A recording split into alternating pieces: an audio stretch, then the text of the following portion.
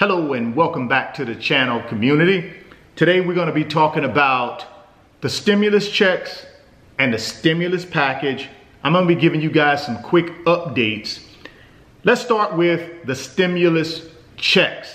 Now, I know a good portion of you have received your $1,200 stimulus check, but I know I've been getting some questions and I've been seeing some comments around the $500 per dependent portion of the stimulus check.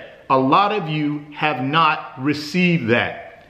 Now, based on my research, it is likely that you will not get a paper check for that. What will happen is on your 2020 tax return, you will receive a credit for that portion of the stimulus check. Now, that may change, but for now, I think that's what the IRS is planning to do. Now, for those of you who have not received your $1,200 stimulus check, one of the main reasons you may have not received it is because on your most recently filed tax return, that could be 2018 or that could be 2019, you did not have bank account information on that tax return. What I mean there is, when you fill out your tax return, there's a little box down there that says, do you want your refund sent to you via ACH, which is basically an automatic transfer from the IRS to your bank account.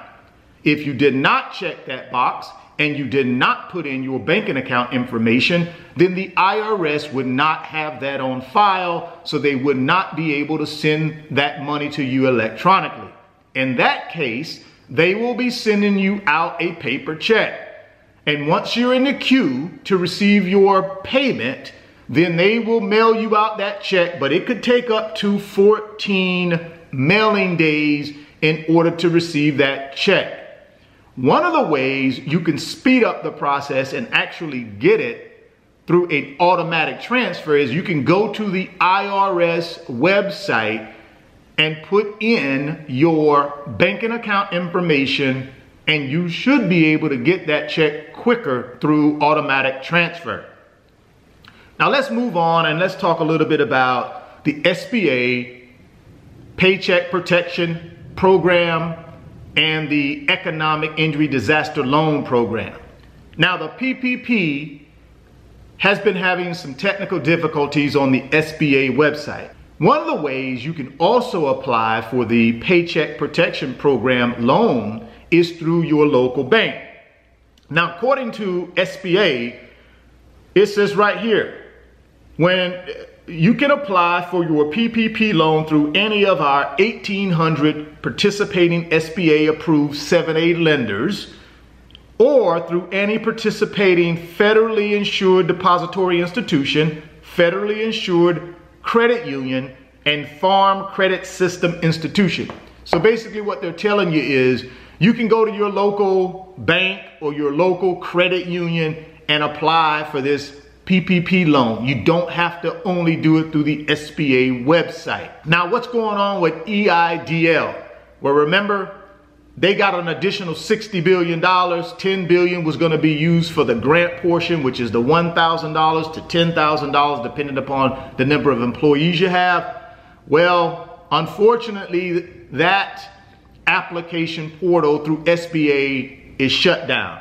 What SBA is doing is they're using that second wave of money to go ahead and fund existing applications from phase 1. So they have not reopened up the portal. My recommendation, continue to check the portal once a day, because what I found is once they get caught up, SBA will open that portal and they probably won't advertise that they're opening it. So continue to check on the portal, get yourself in line, be ready to go to get your free money, which is $1,000 to $10,000, which is a free grant through the Economic Injury Disaster Loan Program.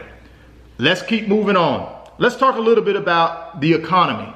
Well, in Q1 or quarter 1, January, February, March, the economy shrunk by 4.8%. That's bad news. Even worse news, they're predicting our economy to shrink by 40% in Q2, which is April, May, and June. I'm not concerned about the economy shrinking. We'll take care of that at some point. But for now, we need to take care of the American people. Now, the last thing, stimulus package. Will we be getting a second wave of stimulus checks? Well, I can tell you now, President Trump is against that. He instead is for all employees being able to get a reduction in their Social Security and Medicare tax on their paycheck.